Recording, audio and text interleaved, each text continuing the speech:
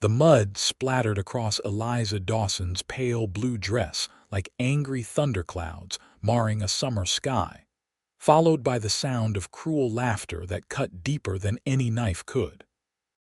It was 1878 in Williams, Arizona Territory, a burgeoning railroad town nestled in the ponderosa pines where kindness was as scarce as water in the desert, and today Eliza had found none.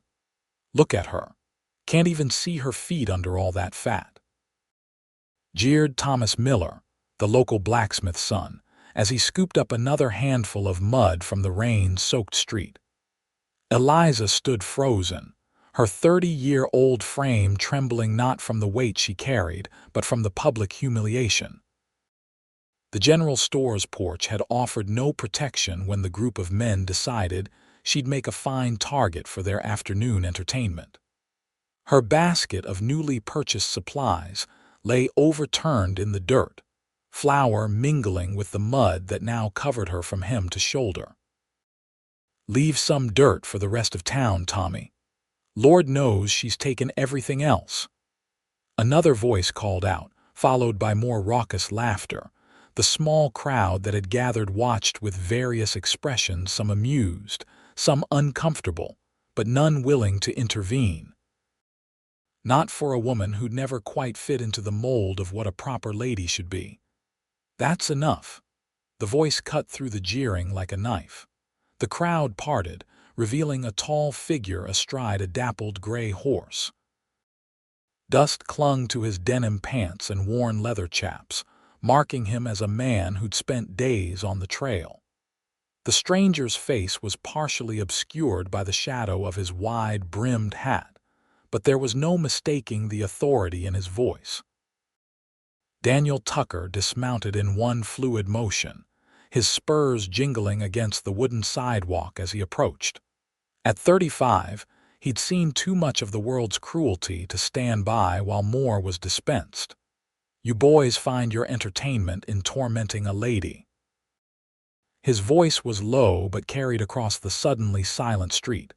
"Must be mighty proud of yourselves." Thomas Miller straightened, mud still dripping from his fingers. "Ain't no lady. Just the fat." Daniel's hand shot out, gripping the younger man's shirt front before he could finish. "The next word out of your mouth better be an apology, son." Miller's eyes widened, taking in the weathered lines of the stranger's face, the faded scar that ran along his jawline, and most importantly, the calm, deadly certainty in his gaze. He'd seen that look before on men who didn't make idle threats. Sorry, Miss Dawson," Miller stammered, backing away when released. Daniel turned toward the humiliated woman, taking in her mud-splattered form and the tears she fought valiantly to hold back. What struck him wasn't her size, but the dignity she maintained despite everything. He'd known women in fancy parlors with less poise. "Madam, allow me," he said, retrieving her scattered purchases and placing them back in the basket. Then, to her obvious surprise, he offered his arm. "My camp's just outside town. There's clean water and privacy, if you'd permit me." Eliza hesitated, years of caution warring with desperation. Every eye in town was upon her, and the thought of walking home in this state, past more jeering voices and pitying looks, was unbearable. "I don't know you, sir," she finally managed, her voice barely audible. "Daniel Tucker, madam, just rode in from the Colorado Territory." He tipped his hat. "I give you my word as a gentleman you'll be safe." Something in his eyes, a warmth and honesty, made her decision. Eliza placed her trembling hand on his offered arm. "Thank you, Mr. Tucker." Daniel helped her onto his horse, ignoring the whispers that followed them as he led the animal out of town, walking beside it rather than mounting behind her. They traveled in silence until the buildings of Williams were hidden behind a stand of pines. His camp was simple but neat: a small fire pit, bedroll, and supplies carefully arranged. A clear stream gurgled nearby, its water catching the late afternoon sun. "I'll fetch some clean water," Daniel said, giving her space as he filled a bucket from the stream. "There's a blanket in my saddlebag if you'd like to clean up. I'll keep my back turned." Eliza watched as he set the water down and retreated a respectful distance, his back to her as promised. In all her 30 years, few men had shown her such consideration. With shaking hands, she removed her ruined bonnet and began to wash the mud from her face and hands. The cool water was a blessing, carrying away not just dirt but some of the shame as well. "May I ask what brings you to Williams, Mr. Tucker?" she called, needing to fill the silence with something other than her thoughts. "Cattle Drive," he replied, still facing away. "I'm a trail boss for the Silverhorn Ranch. Delivered 2,000 head to the railroad, now heading back to Colorado. All alone. My men are enjoying the saloon. I prefer the quiet of the woods." Eliza scrubbed at a particularly stubborn spot of mud on her sleeve. "You're missing the festivities then." "I hear the Lucky Strike has a new piano player." Daniel chuckled. "I've heard enough tinny pianos in my time, madam." The dress was beyond saving without a proper washing, but at least her face and hands were clean now. "I'm decent now, Mr. Tucker." He turned, and something in his expression made her heart flutter unexpectedly. It wasn't pity she saw there, but something akin to admiration. "You missed a spot," he said gently, approaching with a clean handkerchief. He paused, silently asking permission before dabbing at a smudge on her cheek. His touch was surprisingly gentle for such calloused hands. "There," he said softly. "You're beautiful just like this." The words hung between them, simple yet profound. Eliza felt tears threatening again, but for entirely different reasons. "You needn't say such things out of kindness, Mr. Tucker." "Daniel," he corrected. "And I'm not in the habit of saying things I don't mean."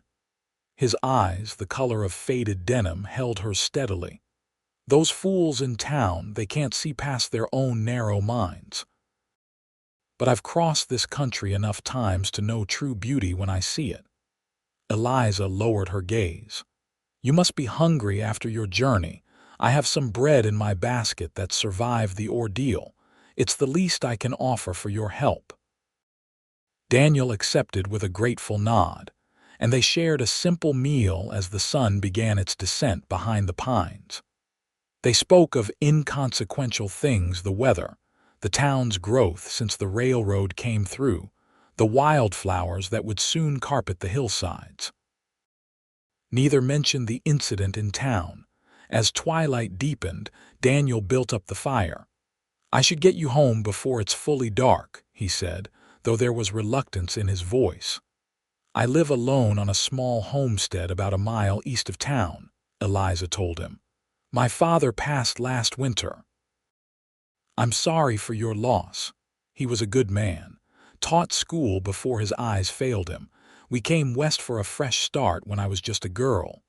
She smiled at the memory. "He always said Arizona Territory had room for all kinds of dreamers." Daniel nodded. "Wise man." He hesitated, then added, "If you don't mind my asking, has this happened before? The men in town?" Eliza stiffened slightly. "Not quite so publicly. Usually it's just whispers and stares. I've grown accustomed to it over the years. You shouldn't have to." "The world is what it is, Mr. Tucker." Daniel. "Some of us simply don't fit the mold." He studied her for a long moment, the firelight casting shadows across his weathered face. "Maybe the mold is what's broken, not the people who don't fit it." As they rode toward her homestead, Eliza sitting sideways on the saddle while Daniel walked alongside, she found herself telling him more about her life than she'd intended. About tending the small orchard her father had planted, about the preserves and remedies she made and sold to the general store, about the books she treasured and read by lamplight. Her homestead came into view, a modest cabin with a covered porch, surrounded by fruit trees and a small garden plot. It wasn't grand, but it was hers, paid for by years of hard work. "It's lovely," Daniel said sincerely as he helped her down from the horse. "It's home," she replied simply. "Would you care for some coffee before you head back?" Their eyes met, and something unspoken passed between them, an acknowledgement that this invitation was about more than coffee. "I'd like that very much," he said. Inside, the cabin was neat and cozy, with braided rugs on the plank floors and curtains at the windows. Books lined one wall more than Daniel had seen outside a proper library. "Your father's?" he asked, running a finger along the spines. "Some. Others are mine. I order them from catalogs when I can afford to." She busied herself at the stove, spooning coffee into the pot. "People think it odd, a woman with so many books." "People think many foolish things," Daniel replied. "I learned to read from my mother's Bible and haven't stopped since. A trail boss has plenty of quiet nights under the stars." As they sat at her small table, steam rising from their cups, Daniel shared his own story. Born in Tennessee, orphaned young, taken in by his mother's brother who ran cattle in Texas. He'd fought briefly in the war before it ended, then returned to the only life he knew, moving cattle across ever-changing frontiers. "And no wife waiting somewhere?" Eliza asked, immediately regretting the boldness of the question. Daniel's smile held a touch of sadness. "There was someone, once. She couldn't abide the trail life, the months of separation. Can't say I blame her. And now I'm 35 with more miles behind me than ahead, I suspect. The big cattle drives won't last forever. The railroads see to that." "What will you do then?" he shrugged. "I've saved some. Thought about a small spread somewhere. A man gets tired of sleeping under the stars eventually." The clock on the mantel chimed 10, startling them both. They'd been talking for hours.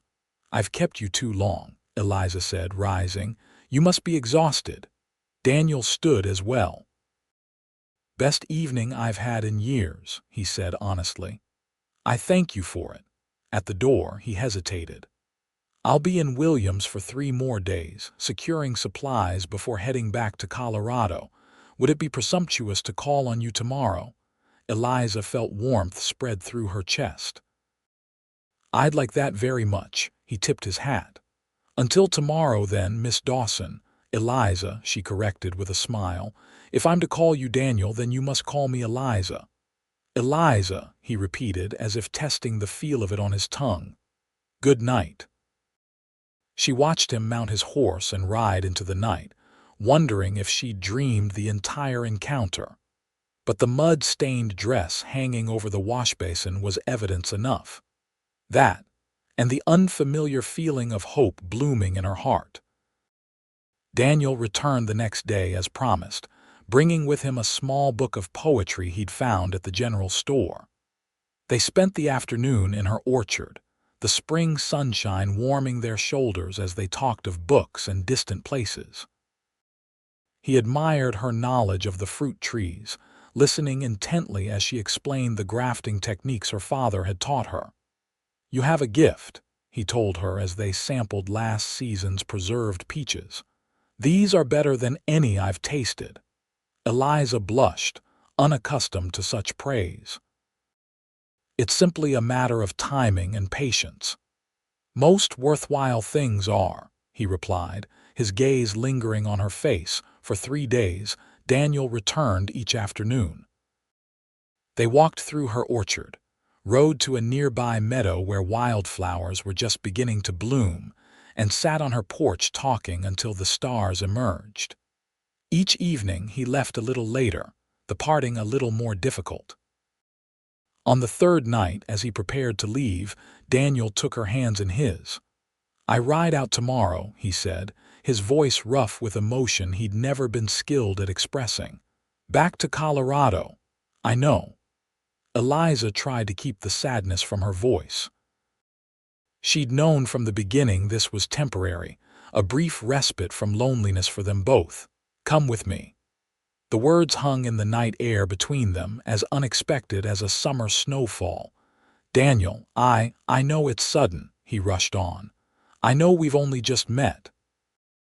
But in these 3 days I've felt more alive, more myself than in all the years before, and I hope you've felt something too."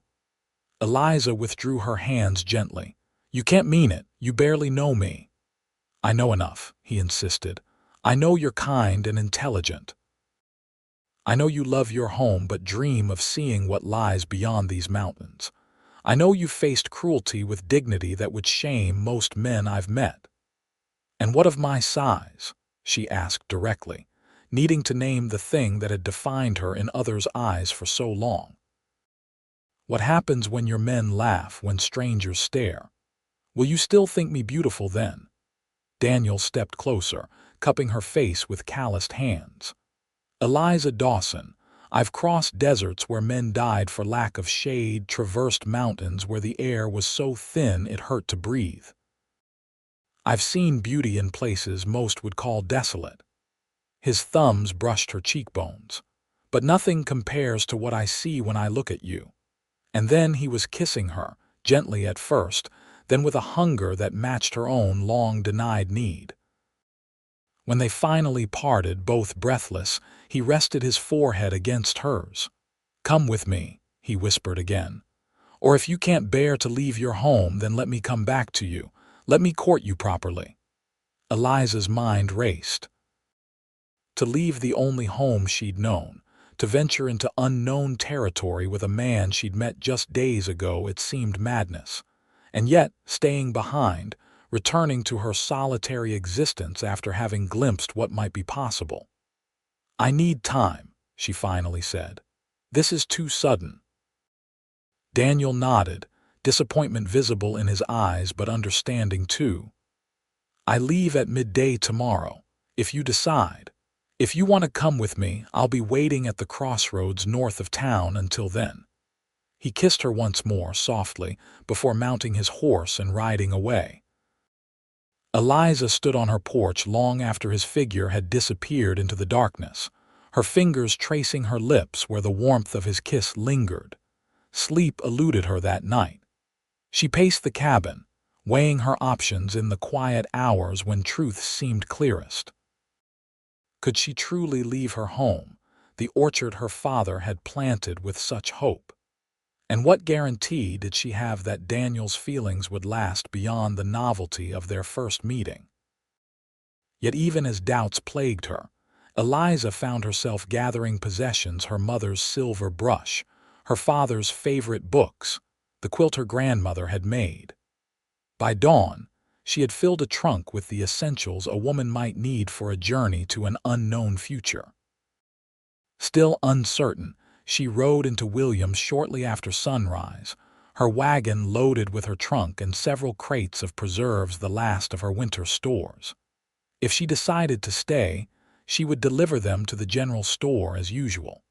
If not, the town was just waking as she tied her horse outside the telegraph office. Inside, she penned a message to her cousin in Sacramento, asking her to handle the sale of the homestead if needed. It was a precaution, a door left open behind her as she contemplated walking through another. As she emerged from the telegraph office, a familiar voice called her name. "Miss Dawson, what a pleasant surprise." Dr. Henry Wilson, the town's physician, approached with a warm smile. In his 50s, with silver-streaked hair and kind eyes, he was one of the few in Williams who had always treated Eliza with courtesy. "Good morning, doctor. You're about early." "A baby decided to arrive before dawn," he explained. "Mother and child doing splendidly." He studied her face. "But you look troubled. Is everything all right?" Before she could answer, the door to the Lucky Strike saloon burst open, and Thomas Miller stumbled out with several companions, all clearly having spent the night drinking away their wages. "Well, look who's in town," Miller called, his voice slurred. "If it isn't the cow woman and her new bull." Eliza froze, heat rushing to her face. Behind Miller, she could see Daniel emerging from the hotel across the street, his expression darkening as he took in the scene. Dr. Wilson stepped forward. "That's enough, Thomas. Go home before you embarrass yourself further." Miller ignored him, turning to his friends. "Saw them riding together yesterday. Guess he likes having something substantial to hold on to." The men's laughter was cut short as Daniel crossed the street in long strides. This time, there was no verbal warning. His fist connected with Miller's jaw, sending the younger man sprawling in the dirt. "I warned you about your mouth," Daniel said quietly, dangerously. Miller's friends helped him to his feet, but rather than retreating, the emboldened young man reached for the knife at his belt. "You don't belong here, stranger. This ain't your town." "No." Eliza rushed forward, placing herself between the men. "Thomas, stop this foolishness." For a moment, it seemed Miller might push past her, but Dr. Wilson's authoritative voice cut through the tension. "Sheriff's coming up the street, boys. Think carefully about your next move." Sure enough, Sheriff Banks was approaching, hand resting on his holster. "Problem here, folks." Miller glanced between the sheriff, Daniel's steady gaze, and finally Eliza, whose eyes pleaded for an end to the confrontation. With a disgusted snort, he sheathed his knife. "No problem, just welcoming visitors to our fine town." The sarcasm dripped from his words. "Come on, boys." As they slouched away, Daniel turned to Eliza, concern evident in his face. "Are you all right?" "I should be asking you that," she replied, noticing the redness on his knuckles. "You shouldn't have done that." "Probably not," he agreed with a slight smile, "but I'd do it again in a heartbeat." Dr. Wilson cleared his throat. "Perhaps introductions are in order." Eliza flushed, realizing how the scene must appear. "Dr. Wilson, this is Daniel Tucker. Daniel, Dr. Henry Wilson has been our physician since I was a child." The men shook hands, Wilson's shrewd eyes assessing the newcomer. "A pleasure, Mr. Tucker, though I generally advocate for less pugilistic forms of greeting." "As do I, under normal circumstances," Daniel replied. "My apologies for the disturbance." The doctor's gaze shifted between them, understanding dawning in his eyes. "Miss Dawson, might I have a word before you continue your business in town?" Daniel tactfully stepped away, moving to check his horse's saddle while Eliza and the doctor spoke privately. "You're leaving," Wilson said simply. "It wasn't a question." I haven't decided," Eliza admitted. "It's all happened so quickly." The older man nodded thoughtfully. "I've known you since you were a gangly girl of 12, watching your father teach you to graft apple trees. I delivered your mother's stillborn son and held her hand when she passed the following winter." His voice was gentle. "I've seen how this town has treated you, Eliza, how the cruelty wore on your father until his dying day." Tears stung her eyes at the mention of her parents, of memories both sweet and painful. "What are you saying, doctor?" "I'm saying that sometimes the bravest thing isn't staying and enduring. Sometimes it's having the courage to seek happiness where you might actually find it." He glanced at Daniel, who was pretending not to watch them. "That man defended your honor without hesitation. I've seen the way he looks at you like you're a marvel he can't quite believe exists." "But we barely know each other," Eliza protested weakly. Wilson smiled. "Your parents knew each other 3 weeks before they married. Your father always said he recognized your mother's soul the moment he saw her."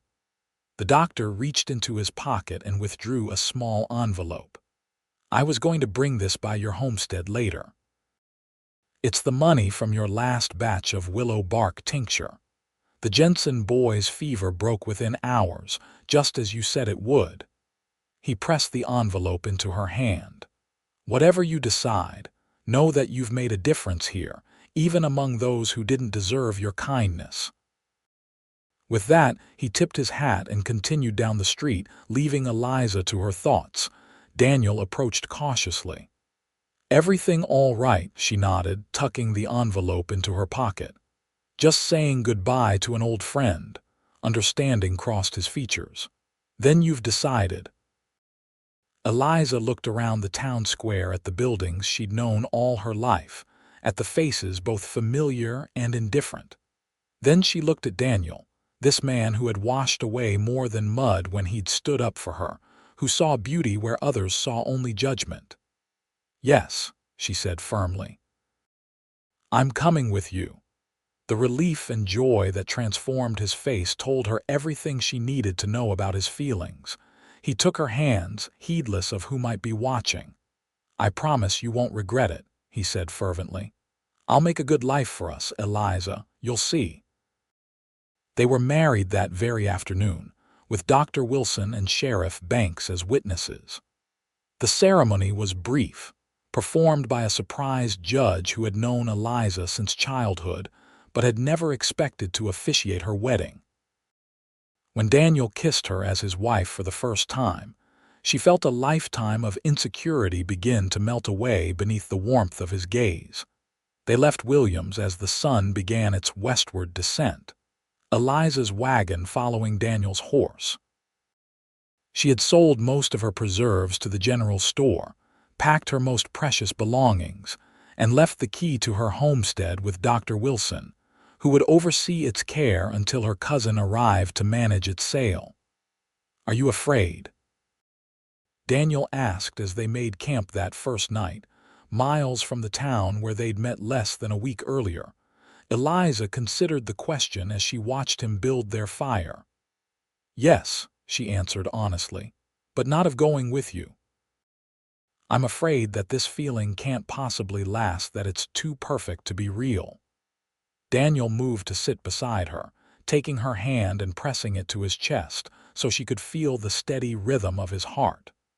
"This is real, Eliza. What I feel for you is as real as this beat. I can't promise there won't be hard times ahead. The trail isn't easy, and Colorado winters can be brutal. But I can promise that you won't face any of it alone, not ever again." They consummated their marriage beneath a canopy of stars, Daniel's touch reverent as he explored her body with the same wonder he'd shown for her mind. For the first time in her life, Eliza felt truly beautiful, truly desired, not despite her size but as an integral part of who she was. The journey to Colorado took 3 weeks, following the cattle trail Daniel and his men had blazed on their way south. Along the way, they encountered the rest of the Silverhorn crew, 8 weather-beaten cowboys who initially eyed their boss's new wife with undisguised curiosity. Eliza had braced herself for the familiar mockery, the sideways glances, but they never came. Instead, the men removed their hats in her presence, called her Mrs. Tucker with genuine respect, and treated her with a deference that suggested Daniel had made his expectations abundantly clear before introducing them. "They like you," Daniel told her on their 5th night with the crew, as they lay together in their tent listening to the cowboys harmonizing around the campfire. "They're being polite," she corrected. "No, they genuinely like you. Pete hasn't stopped talking about those biscuits you made this morning. And Tim nearly fell off his horse when you mentioned having read that book about ancient Rome he's been carrying in his saddlebag for months." Eliza smiled against his chest. "It's nice to talk about books with someone who appreciates them." "Should I be jealous?" Daniel teased, his fingers tracing lazy patterns on her arm.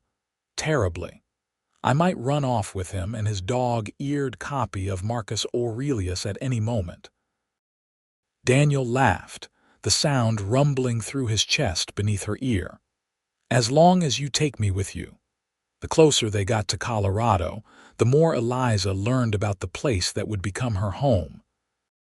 Daniel described the Silverhorn Ranch with obvious pride, 5,000 acres nestled in a valley protected by mountains on 3 sides, with a river running clear and cold through meadows lush with summer grass. "Mr. Silverhorn is getting on in years," Daniel explained. He and his wife never had children. He was a fair boss, taught me everything I know about ranching. When he heard I'd married, he offered us the foreman's cabin, said it was time I put down roots. And is it? Eliza asked softly. Time to put down roots. Daniel's kiss was answer enough, but he added words for good measure. Long past time, Mrs. Tucker. The Silverhorn Ranch was everything Daniel had described and more. As they crested the final hill, the valley spread before them a patchwork of green pastures, stands of aspen just beginning to leaf out, and the main ranch house standing proud against the backdrop of snow-capped peaks. James Silverhorn and his wife Martha welcomed them with genuine warmth, the older couple clearly delighted by Daniel's unexpected marriage. About time this boy found someone to settle him down, James declared, pumping Eliza's hand enthusiastically. Was beginning to think he'd spend his life chasing cattle from Texas to Montana and back again. Martha, a tiny woman with bright eyes and silver hair pulled into a neat bun, embraced Eliza without hesitation. You must be exhausted, my dear. Come, let's get you settled while the men talk business. The foreman's cabin exceeded Eliza's expectations. Recently built, it boasted 2 bedrooms, a spacious kitchen, and a covered porch with a view of both the mountains and the main house a quarter-mile distant. Martha had seen to it that fresh linens were on the bed, a loaf of bread and preserves waited in the kitchen, and wildflowers brightened the table. It's perfect, Eliza breathed, turning to Daniel once they were alone. Absolutely perfect. Life at Silverhorn settled into a rhythm, unlike any Eliza had known before. The days were full, helping Martha with the enormous vegetable garden that fed the ranch hands, learning to make cheese from the milk of their small dairy herd, putting up preserves from the wild berries that grew in abundance on the hillsides. In the evenings, she and Daniel would sit on their porch, watching the sun set behind the mountains, talking of the day's events and plans for their future. Daniel rode out regularly with the men, maintaining the vast network of fences, moving cattle to fresh pasture, and dealing with the myriad challenges of ranch life. But unlike his years on the trail, he returned home each night to Eliza's waiting arms. Summer faded into a brilliant Colorado autumn, the aspen trees turning to gold against the evergreen backdrop. As the first snows dusted the highest peaks, Eliza realized with a mixture of joy and trepidation that her monthly courses were late. She waited until she was certain before telling Daniel, choosing a quiet evening when they sat before the fire in their snug cabin. I have news, she said, trying to keep her voice steady despite her racing heart. Daniel looked up from the bridle he was mending, his expression curious. Good news, I hope. I believe so. She took a deep breath. We're going to have a child, Daniel, in late spring if my calculations are correct. The bridle dropped forgotten to the floor as Daniel crossed to her in 2 strides, kneeling before her chair and gathering her hands in his. A baby. His voice was hushed with wonder. Are you certain? Eliza nodded, searching his face for any sign of concern or disappointment. Dr. Evans from town confirmed it yesterday when Martha took me in for supplies. I wanted to be sure before telling you. A baby, Daniel repeated, a grin spreading across his face. He placed a gentle hand on her still flat stomach. Our baby. The awe in his voice dispelled any doubts she might have harbored about his reaction, but still she needed to voice her fears. I'm worried, she admitted. My size. My mother lost a child, and the doctor in Williams always said it might be difficult for me to carry a baby safely. Daniel's expression grew serious. We'll take every precaution. Martha was a midwife before she married James. She delivered half the children in these parts. And Colorado Springs has a fine hospital if needed. He pressed his forehead to hers. But I have faith, Eliza. You're the strongest woman I've ever known.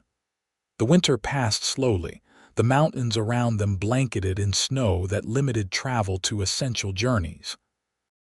The Silverhorn became a world unto itself, the occupants drawing together against the cold and isolation. Weekly dinners at the main house became a tradition, with James regaling them with tales of the early days when Colorado was still largely unsettled. As Eliza's pregnancy progressed, Martha became her constant companion and guide, sharing wisdom from her years of bringing new life into the world. Under the older woman's watchful eye, Eliza remained healthy, her body adapting to the growing life within despite her initial fears. Daniel rarely left her side when he could help it, delegating responsibilities to the other men whenever possible. He read aloud to her in the evenings poetry, novels, even passages from the farming almanacs that made her laugh with their blunt advice. "You don't have to treat me like I'm made of glass," Eliza told him one snowy afternoon as he insisted on bringing more wood for the fire rather than letting her do it. "Women have been having babies since the beginning of time." "Humor me," he replied, dropping a kiss on her forehead. "I've spent too many years taking care of other men's cattle. Let me take care of my wife and child." As winter gave way to spring, the snow retreated up the mountainsides and the valley erupted in wildflowers. Eliza's time grew near, her movements becoming more awkward as the baby within grew more active. "I feel like one of those lumber wagons," she complained good-naturedly as Daniel helped her onto the porch swing. "Slow and unwieldy." "You look like a miracle," he countered, his hand finding its familiar place on the swell of her abdomen. "The most beautiful miracle I've ever seen." The labor began on a perfect May morning, just as the sun crested the eastern mountains. Daniel rode for Martha while Eliza paced their bedroom, breathing through the early contractions as she'd been instructed. By midday, the pains had intensified, and Martha shooed Daniel from the bedroom despite his protests. "Go help James with that broken fence," she ordered. "This baby won't come any faster with you wearing a hole in my floor." The hours stretched on, the spring day fading into evening. Daniel returned, unable to stay away despite James's attempts to distract him with ranch business. He sat on the porch steps, head in his hands, listening to the occasional sounds from within the cabin, Martha's encouraging voice, the splash of water being poured, and sometimes Eliza's muffled cries that tore at his heart. Just as the first stars appeared in the darkening sky, a different cry pierced the evening quiet, the indignant wail of a newborn taking its first breath. Daniel was on his feet and through the door before the echo faded, only to be met by a beaming Martha in the hallway. "A son," she announced, wiping her hands on her apron. "Healthy as a horse and twice as loud." The bedroom was dimly lit, the air warm and heavy with the scent of blood and new life. Eliza lay propped against pillows, her face flushed and damp with exertion but radiant with a joy Daniel had never seen before. In her arms, wrapped in a soft blanket, was a tiny red-faced bundle. "Come meet your son," she said, her voice hoarse but strong. Daniel approached the bed on unsteady legs, overwhelmed by the tableau before him. He perched carefully on the edge of the mattress, afraid to disturb either mother or child. "Would you like to hold him?" Eliza asked. Before he could answer, she was placing the swaddled infant in his arms. Daniel stared down at his son, at the shock of dark hair, the perfectly formed tiny fingers, the bow of his lips so like his mother's. "He's perfect," Daniel whispered, throat tight with emotion. "Absolutely perfect. What shall we call him?" Eliza asked, watching her husband cradle their child with such tender care. Daniel thought for a moment. "William," he said finally, "after your father. William Henry Tucker."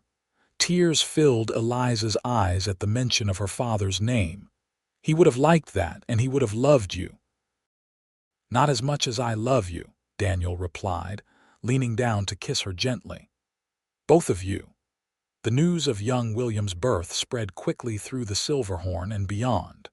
James declared a holiday for all the ranch hands, breaking out bottles of whiskey he'd been saving for a special occasion. Gifts arrived from neighboring ranches' handmade blankets, a carved wooden cradle, preserves and baked goods to sustain the new parents through those first exhausting weeks. Parenthood transformed them both. Daniel discovered a patience he hadn't known he possessed, walking the floor with his colicky son in the small hours when Eliza needed rest. Eliza found new reserves of strength, recovering quickly from the birth, and embracing the constant demands of motherhood with a joy that illuminated their home. "I never thought I'd have this," she confessed to Daniel one evening as they watched William sleep in his cradle. "A husband who loves me, a beautiful child, acceptance." Daniel pulled her close, breathing in the scent of her hair. "You deserve all of it and more. I thank God every day that those fools in Williams couldn't see the treasure standing right before them." As William grew from infant to toddler, the Silverhorn prospered under Daniel's management. James, now well into his 70s, gradually handed over more responsibility to his foreman, grooming him to eventually take over the operation entirely.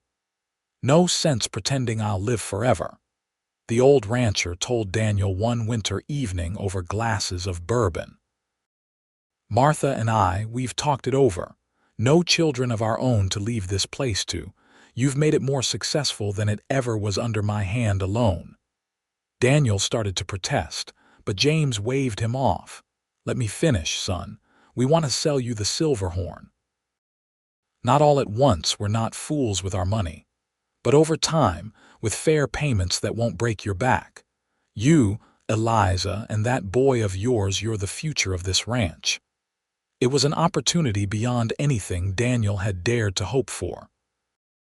That night, he and Eliza sat up late discussing the possibility, weighing the risk against the potential reward. It would mean years of careful management, Daniel cautioned. Every penny accounted for, no room for mistakes. Eliza, who had proven to have a keen head for figures and now kept the ranch's books, nodded thoughtfully. It would be worth it, to build something lasting for William and perhaps for other children if we're so blessed.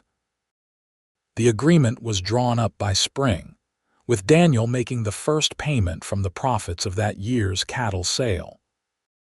The news that the Tuckers would eventually own the Silverhorn was met with approval by the ranch hands, many of whom had worked alongside Daniel for years and respected his fair leadership. Life settled into a pattern of hard work and simple pleasures. William grew into a sturdy, curious boy with his father's blue eyes and his mother's gentle spirit. When he was 4, Eliza discovered she was expecting their second child, news that filled the household with anticipation. "A girl this time, I think," Daniel predicted, his hand resting on the gentle swell of Eliza's abdomen. "With her mother's brains and beauty. As long as the baby is healthy, I don't mind either way," Eliza replied, though secretly she hoped for a daughter as well.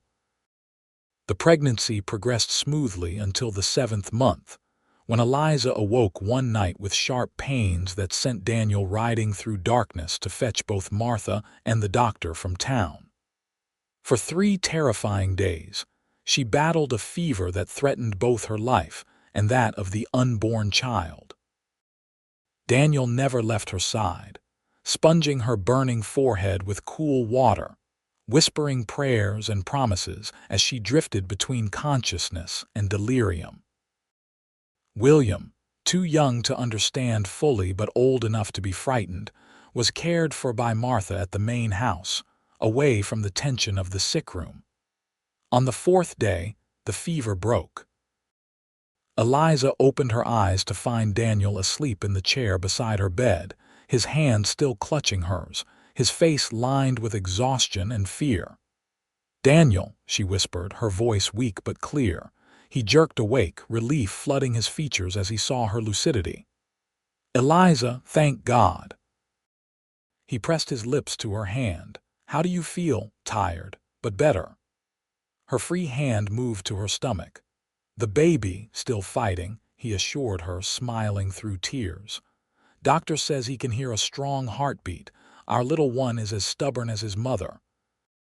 2 months later, Rebecca Martha Tucker made her entrance into the world, smaller than her brother had been but with a fierce cry that belied her size. She had a shock of dark hair like William, but inherited her mother's warm brown eyes. "She's beautiful," Daniel whispered as he held his daughter for the first time, "just like her mother." As the years passed, the Silverhorn thrived under the Tuckers' stewardship. Daniel's innovative breeding programs improved their cattle stock, while Eliza's careful management of their finances allowed them to make each payment to the Silverhorns on schedule. When William was 10 and Rebecca 6, they made the final payment, becoming sole owners of the ranch that had become so much more than a workplace. James and Martha stayed on, moving to a smaller but comfortable house built specially for them near the main one. "Can't imagine living anywhere else," James declared at the small celebration marking the transfer of ownership. "This valley's in my blood now." Word of the Tuckers' success spread throughout Colorado and beyond. Ranchers came to consult with Daniel about his methods, while Eliza's preserves and remedies, made from plants she cultivated in her extensive gardens, became sought after in Colorado Springs and Denver. The children grew, William showing Daniel's aptitude for working with animals, Rebecca displaying Eliza's love of books and learning. The family expanded again when William was 12 with the arrival of twins Thomas and James, who brought new energy and chaos to the household. Through it all, Daniel and Eliza's love deepened, weathering the storms of ranch life, droughts, blizzards, financial uncertainties with the solid foundation they had built together. The passion of those early days matured into something even more profound, a partnership of equals, each supporting the other's strengths while shoring up any weaknesses. On their 20th wedding anniversary, Daniel surprised Eliza with a journey not back to Williams, which held too many painful memories, but to California, to see the ocean she had read about but never witnessed firsthand. They stood together on a windswept beach, watching the Pacific's endless waves crash against the shore, their gray-streaked hair whipping in the salty breeze. "Happy?" Daniel asked, his arm around her waist as familiar as his own heartbeat. Eliza smiled up at him, the same smile that had captivated him that muddy afternoon in Arizona so many years before. "More than I ever dreamed possible." That evening, in the privacy of their hotel room overlooking the moonlit ocean, they made love with the same tenderness and wonder as they had on their wedding night. Afterward, as they lay entwined, Eliza traced the lines that time had etched on her husband's face. "Do you ever think about that day in Williams?" she asked quietly. "The day we met," Daniel nodded, capturing her hand and pressing a kiss to her palm. "Often. I thank God for it, for the courage you showed in trusting a stranger who offered nothing but his word and his heart." "I thank God for you," she replied simply, "for seeing beauty where others saw only judgment." As they drifted toward sleep, lulled by the distant sound of waves, Daniel whispered the words he had said to her that first day, words that had changed the course of both their lives. "You're beautiful just like this." And in his arms, Eliza knew it was true when they returned to the Silverhorn, They found the ranch running smoothly under William's capable leadership. At 22, he had grown into a thoughtful, hard-working man who had inherited his father's natural authority and his mother's compassionate spirit. Rebecca, now 18, had been accepted to study at a women's college in Denver, her intelligence and determination opening doors that had been closed to her mother's generation. The twins, at 10, were already showing signs of the men they would become. Thomas quiet and observant like his father, James boisterous and charming like his namesake. The years continued their relentless march forward. James Silverhorn passed peacefully in his sleep at the age of 92. Martha following just 6 months later, unable to bear life without her partner of 7 decades. They were buried on a hilltop overlooking the valley they had loved, their legacy secure in the ranch that still bore their name and in the family who honored their memory. William married the daughter of a neighboring rancher, a spirited young woman named Catherine who matched him in both intelligence and work ethic. Their wedding, held on the Silverhorn's sprawling lawn with the mountains as witnesses, was a joyous affair that brought together ranching families from 3 counties. As Daniel watched his oldest son pledge his life to the woman he loved, he felt Eliza's hand slip into his, a gesture as familiar as breathing after nearly 25 years of marriage. "He looks so much like you did," she whispered, her eyes bright with tears of happiness. Same determined jawline, same way of standing tall when nervous. Daniel squeezed her hand gently. "Let's hope he's half as lucky in love as his father." The Silverhorn grew and evolved with each passing year. When Rebecca returned from college with a degree in education and a passion for teaching, she established a school on the ranch for the children of the workers and neighboring homesteads.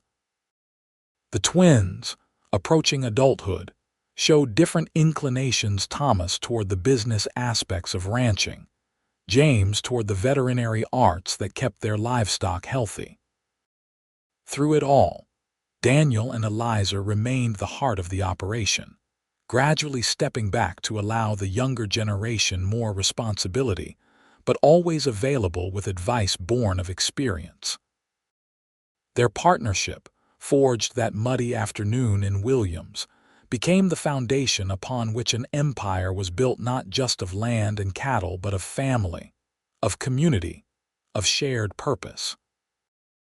On their 30th anniversary, with their children and grandchildren gathered around them, Daniel raised a glass in toast to the woman who had transformed his life. "To Eliza," he said, his voice still strong despite the silver that now dominated his once dark hair, "who taught me that true beauty lies not in what others see, but in having the courage to see with your own eyes and heart." As the gathered family members echoed the toast, Eliza smiled at the man who had washed away more than mud that day in Arizona, who had cleansed her soul of doubt and filled it instead with love, with purpose, with the certainty that she was, indeed, beautiful exactly as she was. And in that moment, surrounded by the family they had created together, Eliza knew that the most profound journeys aren't measured in miles traveled but in barriers, overcome, both the external ones of prejudice and cruelty, and the internal ones of self-doubt and fear. The mud that had once been thrown to humiliate had instead become the first step on a path to a life richer and more fulfilling than she could have imagined. She reached for Daniel's hand, their fingers intertwining with the easy familiarity of 3 decades shared. Some loves are forged slowly, tempered by time and shared experience. But others, the rarest kind, are recognized in an instant, like lightning illuminating a darkened landscape, revealing what was always meant to be. Theirs had been the latter, a love born in a moment of kindness, nurtured through years of partnership, and now blooming still in the legacy they had built together on the fertile soil of the Silverhorn Ranch. To us, Eliza whispered as their glasses clinked, her eyes meeting Daniel's across the decades that had both changed and strengthened them. To mud and miracles and the beautiful life between.